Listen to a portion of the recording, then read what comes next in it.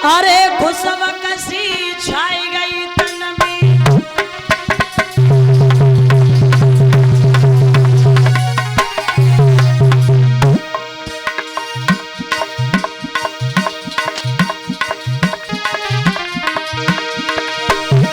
अरे खुशब कसी छाई गई तन में, राजा लिपट पड़ो चरणन में।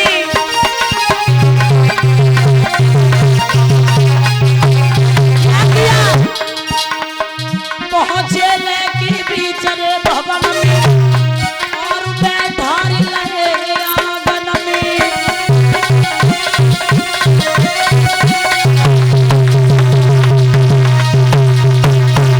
ध्यान रखना, भीष्म की खुशी का ठिकाना नहीं रहा। इतने प्रसन्न हुए बाजी बा, जब भगवान कन्हैया हमारे दामाद बन जाएंगे तो मेरा जीवन ही सुधर जाएगा। भैया सम्मान किया, धीरे धीरे वो रुक्मिणी कुछ बड़ी हुई है तो अपनी जैसी लड़कियों के साथ में छिपा छुपी का खेल खेलती है। जब छुपा छुपी का खेल खेलती है तो रुक्मिणी देखने में मेरे प्यारे इतनी सुंदर है। और भैया छुपा छुपी का खेल जानते हो, दुक्का मिच्ची जो पहले खेलो करते हैं, कितने लोगों ने खेली सही बताइयो? डपली वालों खेल खेलो, हमने खुद खेलो। छिपा छुपी का खेल यानी कि दुक्का मिच्ची। और जब छिपा छुपी का खेल खेलती हैं तो रुक्मिणी देखने में इतनी सुंदर है। भैया छिपा छुपी का खेल ऐसा होता है जो छिप जाओ और दिखाई ना दो, हैं? और जब दिखाई ना दियो और चुपका तुम पीछे तो जाइयो, एकदम तक दियो धप्पी, हैं? चांद में एकदम से कर दियो और फिर जाओ दाम देना। यही तो मतलब होता है।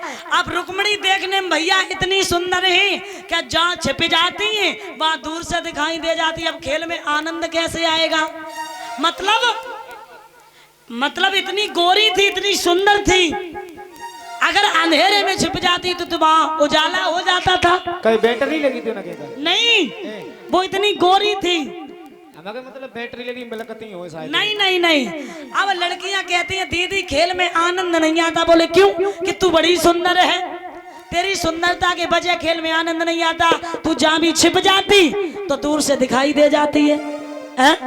जवाब दिया बहन, भगवान ने किसी को काला बना दिया, किसी को गोरा बना दिया, किसी को लंबा बना दिया, किसी को पतला, किसी को मोटा। ये तो भगवान की माया है? ये इसमें हमारा कोई कसूर नहीं है। अब भैया शादी वाली जो लड़कियां थी वो शादी जैसी बातें करने लगी, और भैया हमारी जैसी जो कुआरी थी वे अपनी भैया बेई बातें करेंगी अपने मम्मी पापा की है।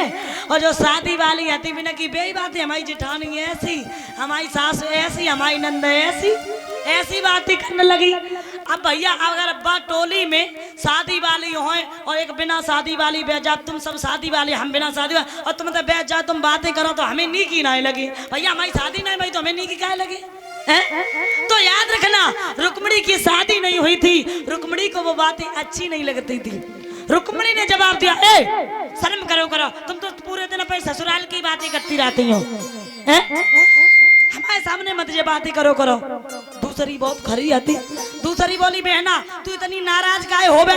तो मेरी बातें अच्छी काहे नहीं लगती? सुनो, अगर तो मेरी बातें अच्छी नहीं लगती तो मेरी एक बात सुन। अरे तेरो बबुला कहाँ भिखारी है जो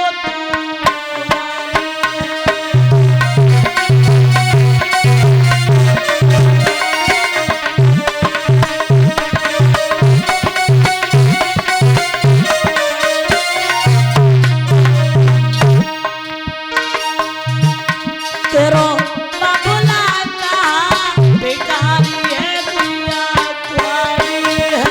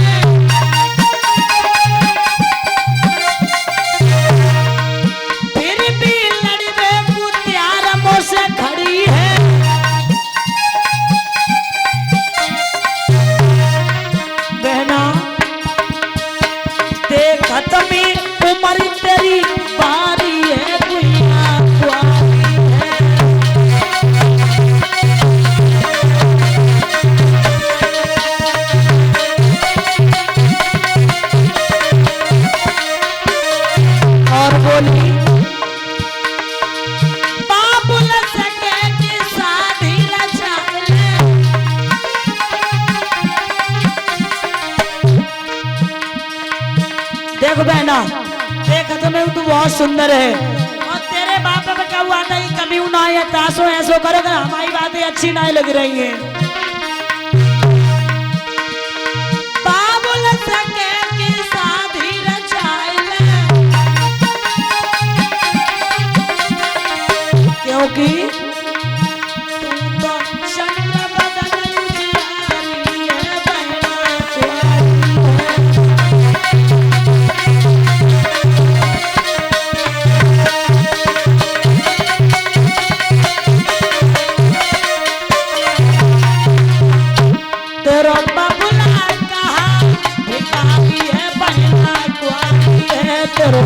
बाबूला कहा